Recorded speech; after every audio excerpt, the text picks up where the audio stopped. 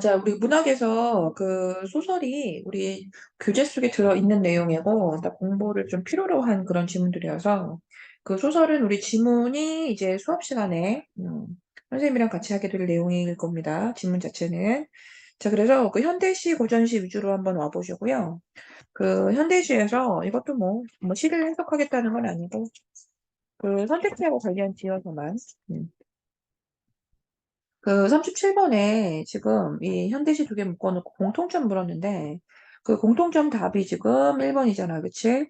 자, 과거를 회상하는 목소리가 들어가 있다. 자, 즉 과거를 떠올리는 내용인가? 자, 이거야. 음. 자, 그래서 이 그 가 같은 경우에는 뭐 이런 거 그 머슴 대길이는요. 머슴이고요. 그래서 뭐 넘겼어요. 언제나 동네 길 이슬을 잘 털었지요. 음. 그리고 나는 그때 대길 아저씨한테 글자로 배웠어요. 자, 그래서 책을 읽게 되었답니다. 그렇게 내가 세상에 눈뜰 수 있었습니다.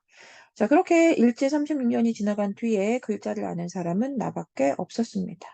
대길이 아저씨는요, 이렇게 또 계속 이어집니다. 자, 그래서 이 전체적으로 그 어린 시절에 함께 했던 그 어린 시절을 자, 함께 했던 대길이 아저씨. 대길이 아저씨에 대한 회상이다. 자, 이렇게 얘기하게 되고요. 그 다음, 나 같은 경우에는 이 처음에는 그 할아버지가 앉아 계신다 였기 때문에, 지금 현재 상황인가? 막 그래.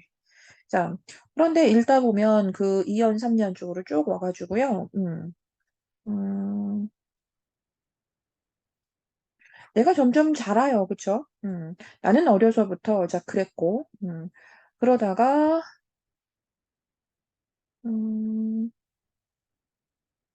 어느새 아버지보다 나이가 많아진 나는 이 집이 좋아졌다. 자, 이렇게 해서, 이렇게 결국, 이것도 마찬가지로 그 어린 시절, 음, 자, 어린 시절에 그 집이라고 해도 좋고, 뭐 할아버지라고 해도 좋고요. 자, 이렇게 그 어린 시절의 그 집 할아버지에 대해서 떠올리는 내용이었다. 자, 회상이었다. 자, 이렇게 돼서 어쨌든 답은 1번이고, 그 나머지 내용과 관련해서는 뭐 다 틀렸어요. 화자가 소망하는 가상의 상황이 있냐, 가나 하고 연결해 보면, 그 대화책, 어떤 반성 이런 거. 자, 반성적 태도 이런 거 전부 다 연결할 수 있는 부분이 없었지. 자, 그다음에 38번에 자, 그 답이 3번이었었던 거잖아. 그치? 3번 보면은 이게 문제를 잘 보면 그 디귿이 뭐였냐면 그 디귿 자체가 여기 바다를 바라보다. 대길의 아저씨는요, 그때 뒷산에 올라가가지고 처녀들 쳐다보는 거 이런 거 안 하고 항상 먼 바다를 바라보던 사람이다. 자, 이랬거든. 그러니까 잘 보면 이게 또 행동이란 말이야. 그 행동. 이렇게 행동에 대한 이해를 묻는 게 기본이라고요. 음. 자, 그럼 이렇게 바다를 바라보다. 자, 이거지. 바다를 바라보다. 자, 그러면 여기에서 이 행동을 지금 뭐라고 했냐면 현실 세계에 대한 대안의 공간으로 순수한 자연을 동경하는 거야. 자, 이러면 이 바다라는 공간 자체가 그 현실과 좀 대비적인 공간이다. 이렇게 돼. 현실과 바다는 좀 대비적인 공간이야? 자, 이렇게. 자, 이런 분석이 어떻게 나올 수 있겠어? 틀려지 당연히. 자, 즉 바다 자체를 현실과 대비적인 공간으로 설정할 수 있지 않습니다. 자, 그래서 현실과 대비적인 어떤 자연의 의미를 가지고 있는 게 아니잖아. 음. 그래서 여기는 사실 바다를 바라보던 어떤 넓은 공간을 바라보던 그 바다는 자연의 의미가 있는 게 아니에요. 자연의 의미가 있는 게 아니라 단순히 이런 어떤 넓은 곳, 트인 곳, 뭐 이런 거거든요. 그래서 오히려 화자의 이런 정서적으로 어떤 꿈이나 희망이나 뭐 이상이나 즉 그것에 대해서 뭐하는 동경하는 그런 화자의 정서가 드러나는 것이기 때문에 이 디귿의 바다를 가지고 이렇게 현실과 대비적인 자연의 의미다라고 풀어주는 것 당연히 올바르지 않습니다.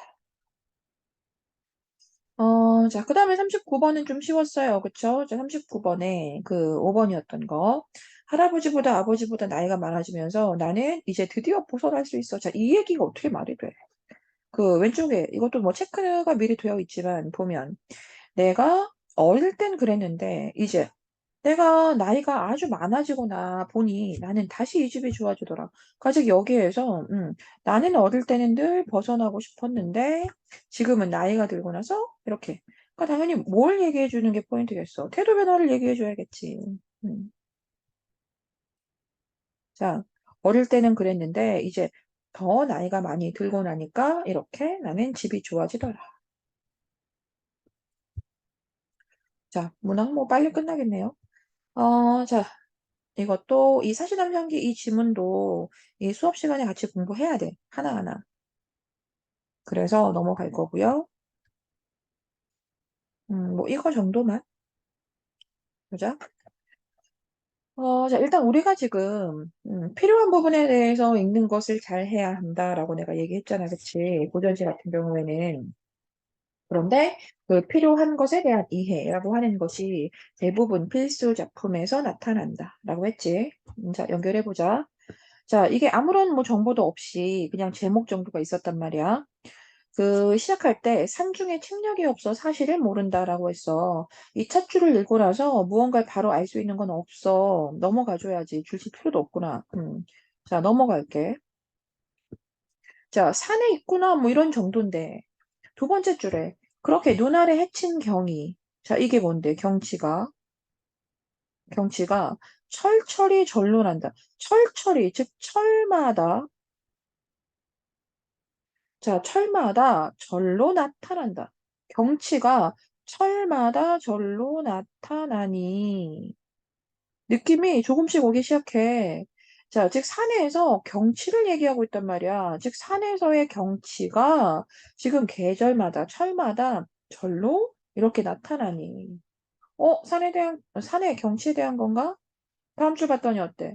이렇게 그래서 내가 듣고 보고 하는 것이 하나하나 모두 선간이래.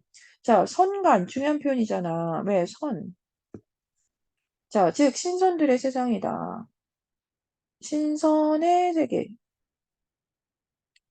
자, 신선의 세계구나. 자, 이렇게.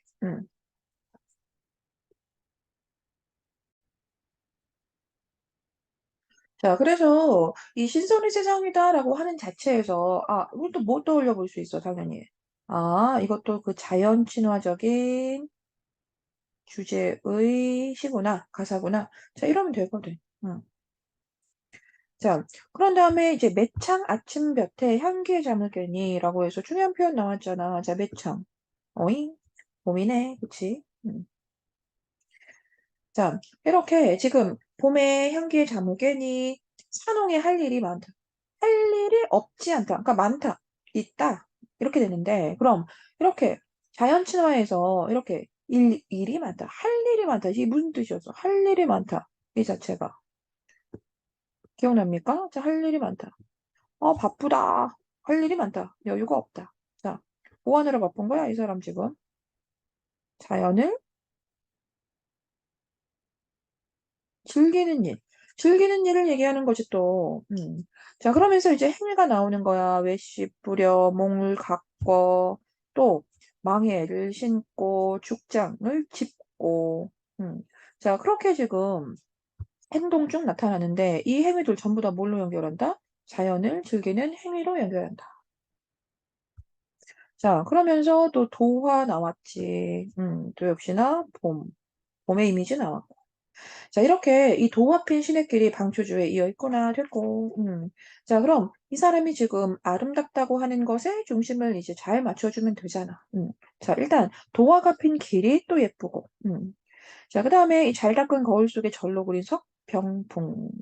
자, 이런 거. 어떤 주변에 이런 뭐 암석 같은 것, 그런 것들도 예쁘고. 음. 자, 그러면서 이 도원이 어디냐, 무릉이 여기다라고 해서 또 역시나 신선들의 세상이 여기구나. 즉 신선적 풍모 또 언급했고. 자, 그 다음에 중요한 말 정말 나오지. 남풍이 불어 녹음을 헤쳐온다. 자, 녹음이 뭐였어? 여름. 자, 이렇게 여름이 되니 다음 줄 보면 희왕 베개 위에 풋잠을 얼핏 깨니 공중 젖은 난간. 여름에 뭐 한다 그랬어? 물가에서 잔다고 하네. 그치? 자, 여름이라 또 물 위에, 즉 난간 물 위에 떠 있구나. 또 잠을 여기서 잤구나. 자, 이런 거. 자, 그래서 이런 것도 전부 다 이 여름임을 알 수 있게 해주는 그러한 행동들. 정서 쓰지 않아도. 그리고 희왕 베개 위에서 막 이런 말이 있는데, 자, 희왕 얘기했지만, 자, 희왕 이거는 뭐다? 이거 나오면 태평성대다. 태평성대 어떻게 이해하면 된다? 편안한 마음으로 이해하면 된다.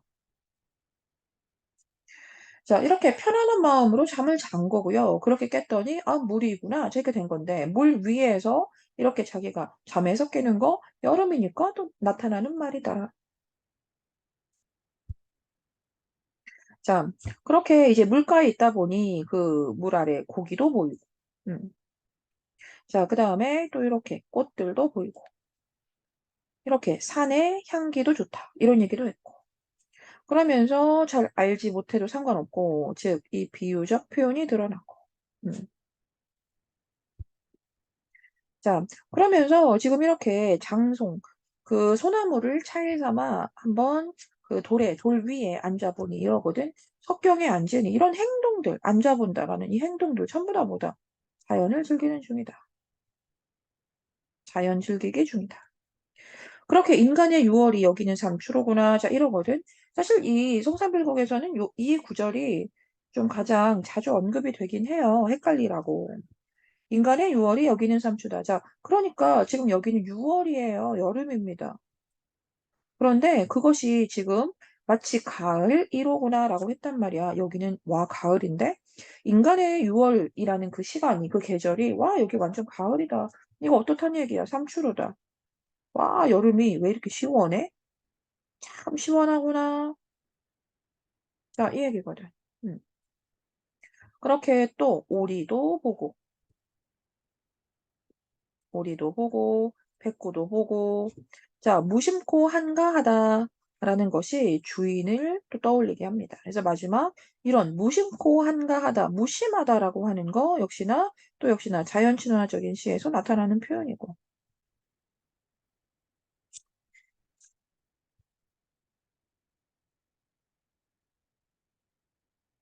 그래서 결국 43번에 요걸 잡아내야 한다는 얘기야. 이렇게 계절의 변화 양상과 관련지어 시상이 전개된다. 즉 계절의 변화를 통해서 이 시가 전개되고 있다. 이 정도. 애상 관련된 부분은 어디에도 없었고, 뭐 어디에도 없었고.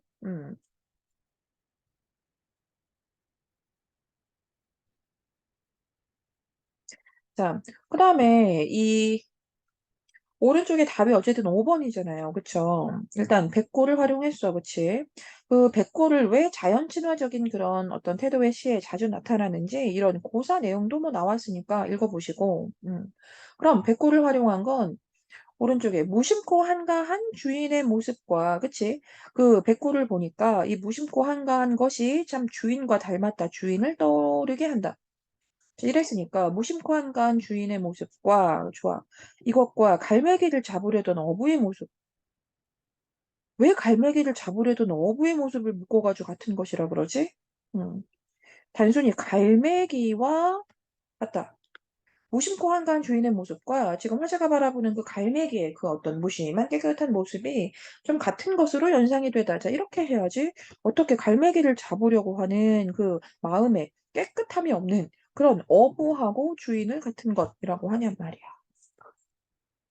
자, 아무튼 그래서 나머지 됐는데요. 그 마지막에 갑자기 주인 얘기가 나오면서 그래, 좀 헷갈렸을 수는 있다라는 생각이 들어.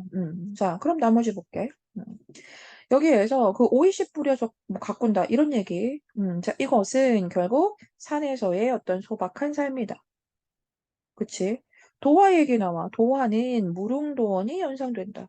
도화 나오면 무릉도원. 이렇게.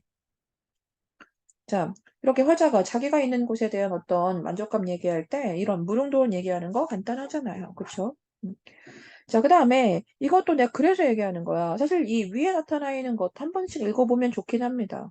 그 도화라고 하는 거 결국 무릉도원과 관련 지어 본다는 거. 자, 희황배계. 희황, 희황. 자, 이런 말도 우리가 이제 공부했었죠. 그럼 희황이라고 하는 게 이 태평성대를 이룬 그 중국 전설에 나오는 복희씨라는 그 왕의 다른 이름이란 말이에요. 그래서 희황, 복희씨, 태평성대. 자, 이런 것이 전부 다 같은 의미인데, 그래서 이것은 태평한 세상을 상징한다. 그러니까 태평한 세상, 내가 있는 곳이 참 태평한 세상으로 느껴지는 것이기 때문에 희황이나 태평성대를 이야기하는 거 그대로 자신의 아주 편안한, 태평한, 즉 편안한 마음이다 이랬잖아. 음. 자, 자연친화시에서 아우 정말 태평성대가 따로 없네. 자, 이런 게 자신의 편안한 마음을 얘기하는 거란 말이지. 자, 아무튼 그래서 이 희왕 베개를 활용한 거, 자, 이런 게 그 자기가 느낀 그런 편안함이 결국 이 희왕의 시대를 떠올리게 했기 때문이다. 자, 뭐 4번은 됐고요. 자, 아시겠죠? 그래서 이런 표현들 자주 나타납니다. 자, 45번. 자, 다음하고 연결해 봐봐. 자, 그럼 또 읽어봐야지. 자, 기러기가 오는 밤에 내가 잠이 없어서, 밤에 잠이 안 와서, 잔등을 켜놓고 전전불매, 즉, 잠이 오지 않아서 뒤척이는 그 전전불매를 하고 있는데, 창밖에 굵은 빗소리에 더욱더 망연해진다라고 해서, 애초부터 자, 이 시는 결국 밤에, 에? 즉, 밤에 잠이 오지 않는 그런 홀로 된 상황이거든. 자, 그렇게 전전반측 이 자체가 시적 상황이다라고 얘기했잖아. 음. 자, 그래서 망연해진다라고 하는 건 좀 쓸쓸함, 좀 부정적인 정서하고 좀 관련 지어 봐줘야 한다. 뭐 이런 정도거든. 자, 그러면 이렇게 해놓고 기억의 매창과 보기의 창은 각각의 어떤 뭐 중심 화자들이잖아요. 그쵸? 이렇게 매창과 창은 각각의 화자들이 각각 머무르고 있는 곳에 안과 밖을 연결한다. 되게 단순한 거잖아, 사실. 창이라는 것이 안과 밖을 연결하는 통로라고 해도 되니? 자, 이거. 매창. 뭐 이건 설명할 일도 없어 보이는데, 자, 매창에서 이제 향기가 나고 잠을 깼고 뭐 이렇게 된 거. 당연히 이 매창, 여기에서의 창 전부 다 안과 밖을 연결하는 통로라고 해도 되지.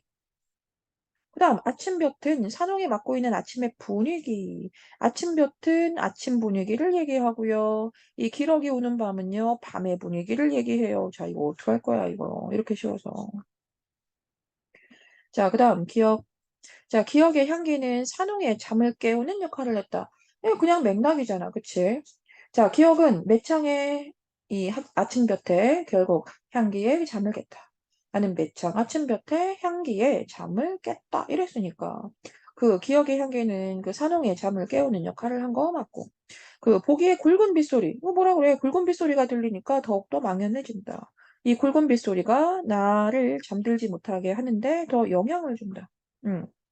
내가 잠이 안 와서 어쩔 수 없이 잔등도 켜놓고 그렇게 전전불매하고 있단 말이야. 그 상태에서 밖에 비까지 와. 자, 그러니까 이 굵은 빗소리는 나를 더 잠들지 못하게 하는데 어느 정도의 영향이라고 하지 않았는데 영향을 준다라고 하는데 틀릴 이유가 있나? 자, 그다음 4번. 기억의 할 일은 산웅이 세상을 위해 해야 할 것. 이봐, 그러니까 이렇게 해서 기억에 난 정말 할 일이 많아 이렇게 했지, 그치? 즉 기억에 할 일이 참 곧 없지도 아니하다. 그러니까 나는 곧 있을 것이다, 많다 이 얘긴데. 그럼 여기에서의 이 할 일, 자연을 즐기는 일이라고 했잖아. 그러니까 자, 이 할 일이라는 걸 이렇게 세상을 위해서 해야 할 과업이다. 자, 이렇게 얘기할 만한 근거가 전혀 어디에도 조금도 없습니다. 알겠어. 자, 아무튼 그래서 애초부터 여기에서 틀렸고요. 그다음 사실 이 성삼별곡이 좀 더 어려우니까 자, 이걸 뭘 잘 이해하지 못했다 하더라도 사실 이 답이 뒤에서 나오기도 해요. 보기가 좀 더 쉬우니까.